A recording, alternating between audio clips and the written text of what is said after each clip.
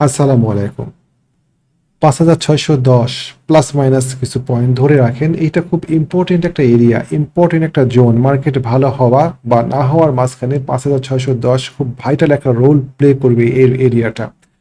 তো 5,610 পার করতে পারলে মার্কেটের সামনে অনেকখানি স্পেস তৈরি হয়ে যায় উপরের দিকে ওঠার। আশা করি এটা পার করবে। মার্কেটকে আমরা আস্থায় রেখেছি, আমরা আবারও আস্থায় রাখছি যে 5,610 এই লেভেল মার্কেট পার করবে। আজকে না হোক, এই সপ্তাহে না হোক, আগামী সপ্তাহে এই এরিয়া পার হবে ইনশাআল্লাহ।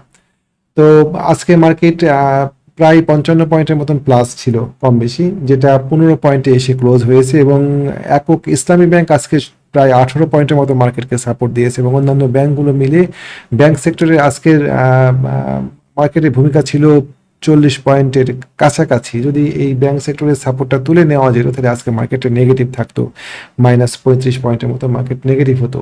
ব্যাংক সেক্টর দেখতে গিয়ে আমি দেখতে পাই যে অনেকগুলো ব্যাংক প্রায় ডবল হয়ে আছে গত 1 বছর 1.5 বছরে। আপনারা যারা ব্যাংক নিয়ে কাজ করেন তারা নিশ্চয়ই এই সুযোগগুলো মিস করেননি। যেমন উত্তরা ব্যাংক গত বছর জুনে এরকম জায়গাতে, এরকম জায়গাতে গত বছর জুন এরকম সময় ছিল শেয়ারটার দাম 15 টাকায়, এখন 22 টাকা, হিসাবে প্রায় 35% 40%-এর মতন গেইন হয়। যমুনা ব্যাংক এই শেয়ারটাও প্রায় ডবলের কাছাকাছি। গত বছর মেতে ছিল 16 টাকা, এখন 27 টাকা, প্রায় ডবল হয়ে গিয়েছিল। ডিভিডেন্টের পরে অ্যাডজাস্টমেন্ট হয়ে এরকম হয়ে গিয়েছে। তারপরে আমি দেখলাম ব্র্যাক ব্যাংক তো ভালো হওয়ার কথাই, খুব ফান্ডামেন্টাল শক্ত ব্যাংক। এখানেও আমরা একই রকম চিত্র দেখতে পাই। 25 জুন ছিল 40 টাকা, শেয়ারটার দাম উঠেছিল 77 টাকা, মানে প্রায় ডবল। এরকম অনেকগুলো ব্যাংক আমি দেখেছি যে ব্যাংকগুলো প্রায় ডবল হওয়ার কাছাকাছি, কোনোটা 50%, কোনোটা 40% বেড়ে আছে। যারা ব্যাংক নিয়ে কাজ করেন তাদের চোখ নিশ্চয়ই আড়ায়নি, আপনারা নিশ্চয়ই খুব ভালো ব্যবসা করেছেন ব্যাংক নিয়ে। যাই হোক, বরং ইন্স্যুরেন্সের থেকে কিছু কিছু ব্যাংক ভালো মুভ দিয়েছে, বেশি মুভ দিয়েছে। তো যেটাই হোক, আমরা আজকে ব্যাংক নিয়ে কথা বলবো না, আমরা জেট নিয়ে কথা বলছিলাম গতদিন ভিডিওতে, এবং কথা বলার মাঝখানে নেট চলে গিয়েছিল। অনেকগুলো জেট নিয়ে কথা বলতে চাচ্ছিলাম, কথা বলা হয়নি। আজকে কিছু জেট নিয়ে কথা বলবো। তো চলেন, আমরা প্রথম যে জেটটা নিয়ে কথা বলবো সেটা হচ্ছে সাইপ পাওয়ার। আমি আবারও বলি, আমি ট্রেড করি, আমি কোম্পানি কিনতে আসিনি। আমি সাইপ পাওয়ার এই কোম্পানিটাকে কিনবো না যে আমি খুঁটিনাটি সমস্ত বিষয়গুলো, ফান্ডামেন্টাল বিষয়গুলো দেখে আমি এই শেয়ার কিনবো। ডেফিনেটলি যে শেয়ারগুলো ভালো হচ্ছে আপনার রিজেন্ট টেক্সটাইল, তারপরে সোনারগাঁ টেক্সটাইল, এগুলোর ফান্ডামেন্টাল বিবেচনা করলে হয়তো আপনি একটা শেয়ারও কিনতে পারবেন না। আপনারা অনেকেই এই শেয়ারগুলো কেনার জন্য হয়তো সুযোগ খুঁজছেন এখন। তো যাই হোক, তো সাইপ পাওয়ার এই শেয়ারটা যারা আমার ভিডিও নিয়মিত দেখেন আপনারা জানেন যে আমরা গত এপ্রিল মাসের শুরুর দিকে, মার্চ মাসের শেষের দিকে এই শেয়ারটা নিয়ে ব্যবসা করেছিলাম, আপনাদেরকে শেয়ারগুলো কিনতে বলেছিলাম। পরবর্তী পর্যায়ে শেয়ারের দাম কমে গেলে পরে অনেকেই এই বিষয়গুলো নিয়ে জিজ্ঞাসা করছিলেন কি হলো, আমরা ধৈর্য ধরতে বলেছিলাম। শেয়ারটা আমরা কিনেছিলাম 6 টাকা 20 পয়সা এরকম জায়গাতে, কিছু শেয়ার বিক্রি করা হয়ে গিয়েছিল 8 টাকার কাছাকাছি, 7 টাকা 90 পয়সা, 80 পয়সা, 70 পয়সা এরকম জায়গাতে বিক্রি করা হয়েছিল। কিছু শেয়ার আমরা রেখে দিই, যে শেয়ারটা নেমে গিয়েছিল 5 টাকা 90 পয়সা এরকম জায়গায় শেয়ারটা মুভমেন্ট করা শুরু করেছে। এবং এই শেয়ারটা মুভমেন্ট করার মুহূর্তে আমরা মূলত গত 2 জুন তারিখেই আমাদের গ্রুপে বলা ছিল যে শেয়ারটা আমি হোল্ড করছি। অনেকেই নতুন করে কিনেছেন আমাদের গ্রুপে এই শেয়ারটা, বেশ প্রায় অনেকের কাছে এই শেয়ারটা আছে। সুন্দর মুভ দিয়েছে, প্রায় 30% প্লাস গেন দিয়ে দিয়েছে। আপনার ফান্ডামেন্টাল শেয়ারকে দিতে পারছে এত দ্রুত, এত কুইক গেম। যাই হোক, তো এই শেয়ারটা সামনে এখানে রেজিস্ট্যান্স 8 টাকায়, এই রেজিস্ট্যান্সটা ক্রস করতে পারলে উপরের দিকে প্রায় 10 টাকা 11 টাকার মতন এর প্রজেকশন হয়। তার মানে কি, মানে প্রায় আরও 30%-এর মতন গেন সম্ভব এই শেয়ারটাতে। যে কোনো কারেকশানে এন্ট্রি দিবেন কিনা বিবেচনা করে দেখতে পারেন।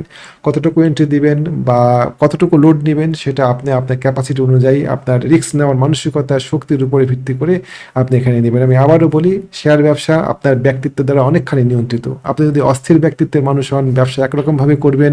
আপনি যদি ধীর স্থির ব্যক্তিত্বের মানুষ হন, এই ব্যবসাটা আপনি একটু অন্যরকমভাবে করবেন।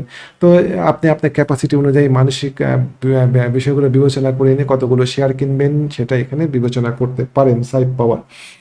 সাই পাওয়ারের পরে অ্যাপোলো ইস্পাত, এই শেয়ারটাও আমরা আমাদের 2026-এর মার্চ এবং এপ্রিলে এই শেয়ারটা নিয়ে আমরা ট্রেড করেছি। 3 টাকা 50 পয়সা, 3 টাকা 20 পয়সা এরকম জায়গাতে কিনে 4 টাকা 30 পয়সা 50 পয়সা এরকম জায়গাতে কিছু শেয়ার সেল করে দেওয়া হয়েছিল। শেয়ারটা কারেকশানে আসছে, কারেকশানের পরে ও আবার আরেকটা মুভ দেওয়ার জন্য প্রস্তুতি নিচ্ছে। তো সুন্দর এরকম জায়গাতে শেয়ারটাতে এন্ট্রি নেওয়ার চেষ্টা করা উচিত আমি ব্যক্তিগতভাবে মনে করি। যদি আপনারা এন্ট্রি নেন এই জায়গাতে, স্টপ লস পয়েন্ট কোথায় হবে সেটা ঠিকঠাক করে নিয়ে দুইভাবে স্টপ লস নিতে পারেন। সুইং লো 2 টাকা 8 পয়সা, অথবা রিসেন্ট যে র্যালি হয়েছে এই জায়গাতে সাইড বেস র্যালি, সেই র্যালির নিচে 3 টাকা 20 পয়সা এরকম জায়গাতে স্টপ লস সেট করে আপনি শেয়ারটা নিতে পারেন। সামনে উপরের দিকে উঠলে পরে অনেকখানি জায়গা আছে। আমরা যদি সাপ্তাহিক চার্টে যাই তাহলে পরে উপরের দিকে প্রাথমিক টার্গেট 4 টাকা 80 পয়সা এবং ক্রমান্বয়ে এই টার্গেট বাড়ানো যায় উপরের দিকে, কেমন আস্তে আস্তে। তারপরে আজিজ পাইপ, একটু ভারী শেয়ার, একটু বড় শেয়ার, লো পেড আপ জেট শেয়ার, চমৎকার ইনসাইড বার ব্রেকআউট হয়েছে এই শেয়ারটার সামনের দিকে অনেকখানি জায়গার প্রাথমিক টার্গেট 80 টাকা। 80 টাকা পার করতে পারলে আজিজ পাইপকে ধরতে পারবেন না আর। এই জায়গাতে একটা শক্ত রেজিস্ট্যান্স আছে আমাদের আজিজ পাইপের। সো আপাতত টার্গেট আমি এই কারণে 80 টাকা দিলাম। 80 টাকা পার করলে তখন দেখবেন অনেকেই এই আজিজ পাইপ নিয়ে আপনাদের সামনে উপস্থাপন করছে, ভালো হবে ইত্যাদি ইত্যাদি ইত্যাদি ইত্যাদি। তো এই শেয়ারটা এখনই কেনার উপযোগী ছিল, একেবারেই low paid up share Aziz pipe. তো এটা একটা সম্ভাবনাময় শেয়ার। আপনারা জানেন আমরা আইসিবিআই ইসলামী ব্যাংক নিয়ে 2026-এর মার্চ এপ্রিলে, মানে এই বছরই মার্চ এপ্রিলে ব্যবসা করেছিলাম আমরা। আমি ওইটা ওপেন ছিল এই শেয়ারটা 2 টাকা 80 পয়সা এরকম লেভেলে শেয়ারটা দেওয়া ছিল, যে শেয়ারটা কিনেন এই শেয়ারটা সামনে খুব ভালো হতে যাচ্ছে, অনেকেই কিনেছিলেন, প্রায় ডবলের মতো প্রফিট দিয়ে দিয়েছিল এই শেয়ারটা। এই শেয়ারটা আবার মুভমেন্ট শুরু করে দিয়েছে, এই শেয়ারটাতে আবার এন্ট্রি দেওয়া যায়। কোথায় এন্ট্রি দিবেন, আদৌ দিবেন কিনা, এই বিষয়গুলো বিবেচনা করে দেখতে পারেন। ব্যাংক ভালো হলে পারে আইসিবিআই ইসলামী ব্যাংকের পেছনে ফেলে রেখে যাবে না ব্যাংক সেক্টর। ওকে, তো এটা একটা সম্ভাবনাময় শেয়ার হতে যাচ্ছে। আমি এটা নিয়ে কথা বলছি এই কারণে যেটা একটা ইসলামী ব্যাংক। তো মোটামুটি জেড নিয়ে আরো কিছু জেড নিয়ে কথা বলা যেত, আমি ভিডিওর কলে বড় করব না জেড নিয়ে, আমি অন্যান্য কিছু শেয়ার নিয়ে আলোচনা করব, যেমন আনোয়ার গ্যালভানাইজিং। আনোয়ার,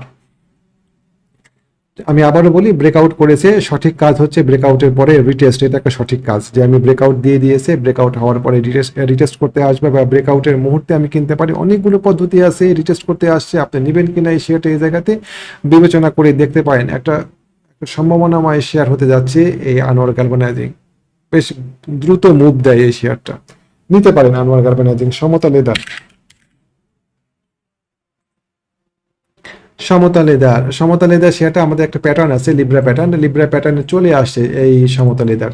খুব কার্যকরী একটা প্যাটার্ন, আমাদের দেশের মার্কেটে খুব ভালো কাজ করে। ছোট্ট একটা স্টপ লস সেট করে 102 টাকা এরকম জায়গাতে স্টপ লস সেট করে দিয়ে 109 টাকা এরকম জায়গায় শেয়ারটাতে এন্ট্রি নেওয়া যায়। বেশ ভালো একটা মুভ হয়েছে এই জায়গাতে, স্ট্রং বার নিয়ে এই শেয়ারটা পিছন দিকে হটে আসার সম্ভাবনা খুবই কম। নিবেন কিনা বিবেচনা করে দেখতে পারেন এই শেয়ারটাতে। অল্প একটু স্টপ লস, ঝুঁকি আপনাকে নিতে হবে ভাই। ঝুঁকি মুক্ত যদি ব্যবসা করতে চান, শেয়ার ব্যবসা বাদ দিয়ে অন্য কোনো জায়গাতে মনোনিবেশ করা উচিত। এখানে ব্যবসা করতে গেলে পরে স্টপ লস সেট করে আপনাকে ট্রেড প্ল্যান করে এন্ট্রি নিতে হবে, যে কতটুকু আমার লস আমি স্বীকার করছি, কতটুকু লাভ আমি নিব, এবং এই লসটাকে আগে ফোকাস করা উচিত। লসটাকে আগে ফোকাস করলে হবে কি, আপনি আপনার টাকাগুলোকে ম্যানেজ করতে পারবেন। এই ব্যবসাতে একজন ভালো ম্যানেজার খুব ভালো কাজ, ভালো ব্যবসা করতে পারবেন। ম্যানেজ করতে পারাটা এই ব্যবসাতে একটা ইম্পর্টেন্ট বিষয়। আপনার আবেগকে ম্যানেজ করবেন, আপনার মানিকে ম্যানেজ করবেন, আপনার ইমোশন আবেগ এই বিষয়গুলোকে যদি ম্যানেজ না করে এই ব্যবসাটা আমরা করতে যাই, তাহলে পরে লাভের থেকে লসের সম্ভাবনায় বেশি থাকবে। তো যারা ভালো ম্যানেজার তারা এই ব্যবসাটা ভালো করতে পারার কথা। তো সমতা লেদার এটা একটা সম্ভাবনাময় শেয়ার থাকলো। NTL, national tube limited,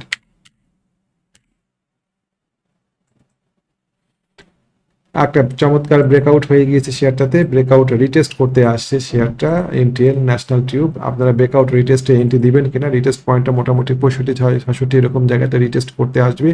retest পয়েন্টে শেয়ারটা কেনা উচিত আমি মনে করি। কোথায় কোথায় কিনবেন, লাস্ট কেসে কিনবেন, পজিটিভ ক্যান্ডেলে কিনবেন, ফলশ্রুতিতে কিনবেন, ডবল ব্রেকআউটে কিনবেন, এটা আপনি আপনার মতন করে সেট করে নেবেন। এটা আসলে বলে বোঝানো যাবে না যে আপনার কোনটা আপনার জন্য স্যুট করে। তো আমি আবারও বলি, ব্যক্তিত্ব এই মার্কেটে একটা বিশাল বিষয়। আপনার ব্যক্তিত্ব দ্বারা এই মার্কেট, এই ব্যবসা আপনি নিয়ন্ত্রণ করবেন। ওকে, তারপরে চলে নেক্সট শেয়ারে যাই। অ্যাপেক্স স্পিন, এই শেয়ারটাও একটা ভালো সম্ভাবনাময় শেয়ার হতে পারে। যাই হোক, তো আমরা একটা শেয়ার, আরেকটা শেয়ার দেখা চলেন, ওরিয়ন ফার্মা। ভালো, চমৎকার। এখানে আমরা একটা ভালো ব্রেকআউট, হ্যাঁ আমার হিসাবে শেয়ারটা এখানে ব্রেকআউট হয়েছে, আমার চ্যানেল ব্রেকআউট করেছে, ব্রেকআউট রিটেস্ট করতে আসছিল, রিটেস্টের মুহূর্তে ভলিউম কম ছিল, সামনে যদি 30 টাকা এই লেভেলটা পার করতে পারলে উপরের দিকে অনেকখানি, অনেক উপর থেকে শেয়ারটা পড়ছে, 41 টাকা থেকে শেয়ারটা পড়ছে। আশা করি এই শেয়ারটা 41 টাকাতে আমরা দেখতে পাবো খুব অচিরেই। তো মোটামুটি এরকমই আর কি থাকলো আজকে ভিডিও, আর বড় না করি। আমরা আগামী দিন নতুন কোনো ভিডিও নিয়ে আপনাদের সামনে উপস্থিত হব। আপনারা জানেন আমাদের একটা হোয়াটসঅ্যাপ গ্রুপ আছে, যে গ্রুপে আমরা মার্কেট চলাকালীন সময়ে লাইভ সাপোর্ট দিই, কোন শেয়ারটা কেমন কি অবস্থা, কোনটা কিনতে হবে, কোনটা কেনা উচিত, কোনটা ধরে রাখবো, এই বিষয়গুলো আমরা এখানে লাইভ দিক নির্দেশনা দিই। যারা এই গ্রুপে অংশগ্রহণ করতে চান তারা যুক্ত হতে পারবেন, আমি হোয়াটসঅ্যাপ নাম্বারটা দিয়ে দেবো আমাদের ভিডিও শেষে। এর পাশাপাশি আমাদের একটা ট্রেনিং প্রোগ্রাম চালু হতে যাচ্ছে আগামী মাসে শুরুতে ইনশাআল্লাহ। যারা ব্যবসাটা শিখে করতে চান, বুঝে করতে চান, তারা এই ট্রেনিংয়ে অংশগ্রহণ করতে পারেন। আমরা দেখব একটা ক্যান্ডেল এবং ভলিউম আমাদেরকে কি বলছে, ক্যান্ডেল স্টিক দিয়ে আমরা কি বুঝছি। ক্যান্ডেল একটা অর্ধেক তথ্য দেয়। একটা ক্যান্ডেল তৈরি করা যায়, কিন্তু ভলিউমকে এত সহজেই তৈরি করা যায়? ভলিউম তৈরি করতে টাকা লাগে, ভলিউম নকল হয় না, ক্যান্ডেল নকল হয়। তো একটা ভলিউমকে সার্টিফাই করে হচ্ছে সেই দিনের ভলিউম। আমরা এটা বুঝবো, আমরা এটা দেখবো, আমরা চার্টের সুইট স্পটগুলোকে লোকেট করা শিখবো, কোন জায়গা দিয়ে চার্টগুলোতে স্মার্ট মানি ঢুকে, কোন জায়গাতে গেলে পরে আমরা চার্টের উপরের দিকে ওঠার সিঁড়ি পাবো। এই বিষয়গুলো আমরা বিস্তারিতভাবে আলোচনা করবো। আমরা মুভিং অ্যাভারেজের কিছু কারুকাজ দেখবো। হ্যাঁ, কারুকাজই বটে। মুভিং অ্যাভারেজ কিন্তু একটা ল্যাগিং ইন্ডিকেটর, চার্টে ইন্ডিকেট করা হয়, এটা আমাদেরকে ঘটনা ঘটার পরে তথ্য দেয়। আমরা এই মুভিং অ্যাভারেজগুলোকে একটু টুইস্ট দিয়ে শিখবো। আমরা দেখবো মুভিং অ্যাভারেজগুলো কিভাবে আমাদেরকে অগ্রিম তথ্য দিচ্ছে। আমরা 7 থেকে 8 দিন আগে বুঝতে পারবো যে সামনে কি হতে যাচ্ছে। মুভিং অ্যাভারেজ দিয়ে কিছু ট্রেডিং কৌশলও আছে, আমরা মুভিং অ্যাভারেজ ব্লক বলি, এটা আমরা দেখবো ইনশাআল্লাহ। এর পাশাপাশি আমরা কিছু ইন্ডিকেটরের ব্যবহার দেখব। ইন্ডিকেটরগুলো আমাদেরকে কিছু তথ্য দেয়। আমরা ল্যাগিং ইন্ডিকেটরগুলোকে লিডিং ইন্ডিকেটর হিসেবে ব্যবহার করব। আরএসআই, সিসিআই, এই ইন্ডিকেটরগুলো কিন্তু ল্যাগিং ইন্ডিকেটর, এগুলোকে আমরা লিডিং ইন্ডিকেটর হিসেবে ব্যবহার করব। এই বিষয়গুলো আমরা বিস্তারিতভাবে ইনশাআল্লাহ এই ট্রেনিং প্রোগ্রামে শিখবো। আরও অনেক বিষয় শিখবো আমরা। আমরা নেকেড ট্রেডার, আমরা নেকেড ট্রেডিং শিখবো, কিভাবে নেকেড মানে খালি চোখে চার্ট দেখে সিদ্ধান্ত নেওয়া যায় রানিং অবস্থাতে। তো যাই হোক, যারা ট্রেনিং করতে চান তারা আমাদের সাথে যোগাযোগ করতে পারেন। আমাদের যোগাযোগ করার নাম্বার, হোয়াটসঅ্যাপ নাম্বার 019219311195। তো আজকে এ পর্যন্তই থাকলো। আগামী দিন নতুন কোনো ভিডিও নিয়ে আপনাদের সামনে উপস্থিত হবো। আসসালামু আলাইকুম ওয়া রাহমাতুল্লাহ।